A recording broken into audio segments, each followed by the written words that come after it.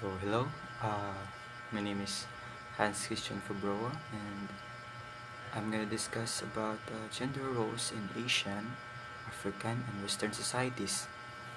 Understanding gender roles across diverse cultures and their impact on individual and societies. Okay. Exploring cultural differences. Asia. Traditional roles influenced by Confucianism or uh, kanang confuse patriarchy and family values. Africa, diverse customs and practices with varying degrees of gender equality. Uh, West, West is shifting gender roles in recent decades, influenced by feminism and social change. So next slide. Social and economic impact. Household dynamics, the division of labor, childcare, and decision-making power. Gender-based violence, prevalence and impact of violence against women and girls. Access to education, opportunity, and disparities in education for boys and girls. Promoting gender equality, education and awareness, legal uh, awareness, challenging gender stereotypes and promoting critical thinking. Legal reform, second, legal reform, enacting and enforcing laws that protects human rights. And third is economic empowerment, providing opportunities for women economic participation. So, more to tanan. So that's all for the first PowerPoint, and let's move on to the next one. So, hello again. We're here in a second PowerPoint. Topic is gender and family. Navigating the challenges. A closer look at how gender roles impact family dynamics and parenting styles. So, let's go. Differing parenting approaches, mother versus father.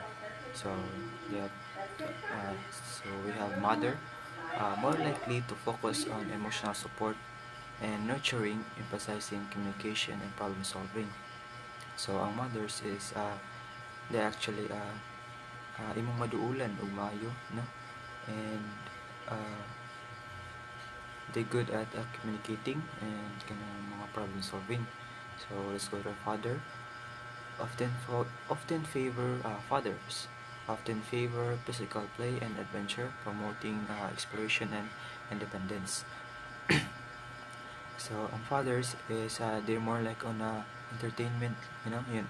Like like mga duwa, no? Mga adventure na kanang patrayon jud ka o kanang mga unsa yung natrayon sa una. Uh, bridging towards the gender gap. Bridging towards gender gap. Towards bridging the gender gap towards shared responsibilities. Equal division, shared household tasks, and childcare to promote a sense of partnership. So, kamutanan sa balay is magtinabangay jud mo para namoy ka ng bond. And open communication, regular dialogue to address expectation and adjust rules as needed. Mo-open ka nila, mo-communicate ka nila if unsa imong mga imong ganahan i-share, like dili nimo ganahan or si ganahan ni nana, para ma-adjust nila kung unsa imong ganahan ug So, shared decision making, jointly determining families and goals and values to create a united front. So, imo i-share sila kung sa mga desisyon dili kay kanang mag-decision ra ka dira, and was la kay baon sa imong gipambuhat, no? So, that's the end of this second PowerPoint. So, let's move on to the next one. So, hello again. I'm back, and today we're gonna move on to the third PowerPoint. topic is gender and school, fostering inclusive environments. So let's go. Navigating gender norms in the classroom, challenging stereotypes, encouraging students to explore interests beyond traditional gender roles. Promote activities that break down stereotypes, such as girls participating in STEM and boys expressing artistic talents. So, uh, uh, this is to encourage student nga mag-explore daw o maayo beyond sa traditional gender roles. Like, exulted is like girls para daw na sa STEM and boys para daw na sa mga talent kanang mga yeah. So dapat ma-explore jud ka sa mga kung sa mga buhaton sa uban. And creating safe spaces, fostering an environment where students feel comfortable expressing themselves without judgment. Teach empathy and respect for diverse identities, creating a welcoming and safe environment for everyone. Creating a safe space, no? So, dapat sa eskwelahan is, dapat ang eskwelahan mag-create siya o kanang ng comfortable nga. Dapat ang eskwelahan comfortable din siya, home, no? And, kanang, dapat tapos sa eskwelahan, ma-avoid na ang kanang mga judgment, bullying, such as bullying, no? And, yeah, that's creating safe space. And addressing bias and promoting equity. Unconscious bias. We have three, no? We have three topics sa kaninga slide. Unconscious bias. Educate educators, no? About unconscious bias and its impact. Provide professional development opportunities to help teachers identify and address unconscious bias in their interaction with students. Unconscious bias is kanang wa ka bantay ba nga bias na day kadi ay like pinangga ka nimong usa ka estudyante pero abi nimo kanang normal ra pero no, it's actually bias na. So kani kay is i-train ang mga teachers to mga educators, teachers na ma-aware sila aning unconscious bias. No? Sunod is equitable opportunities. Ensure quality access to resources and opportunities for all students, regardless of their gender. Advocate for policies that promote equity in education and address systematic biases. Next is diverse role models. Showcase diverse role models in all fields to inspire students. Highlight women in STEM, men in arts, and individual who challenges gender norms, demonstrating the limitless possibilities for all.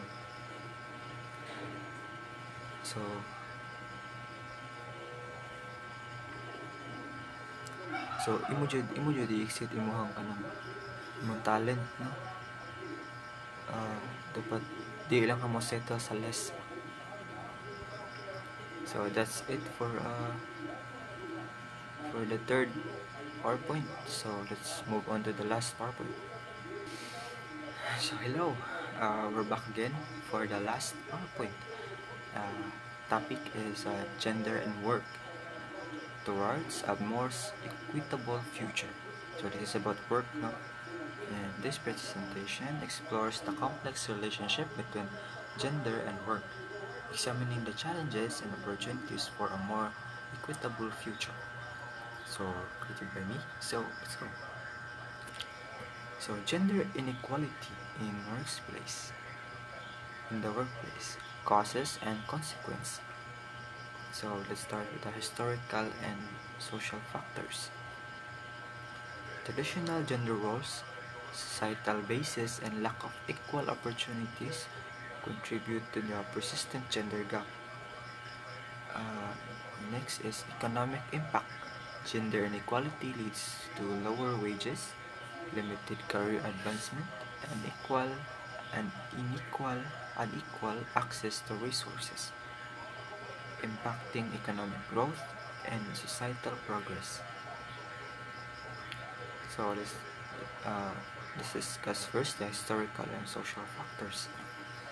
Traditional gender roles, no?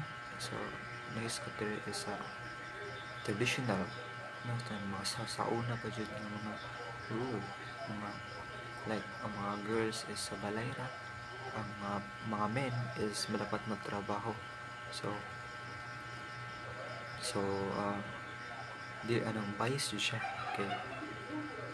Sa ganahan ng mga babae nga magtrabaho, pero di sila pwede magtrabaho because of their gender. So, dapat dili siya na. And next is economic impact. Kanisad is murag hantod karon na apa ni kanang mga main og mga babae ug lalaki. Ang babae is magtrabaho and gamay ilang sweldo kumpara sa laki.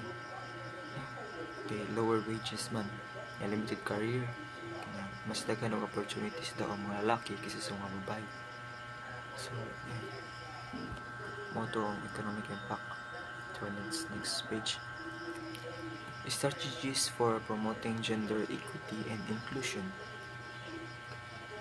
So first is equal pay and benefits.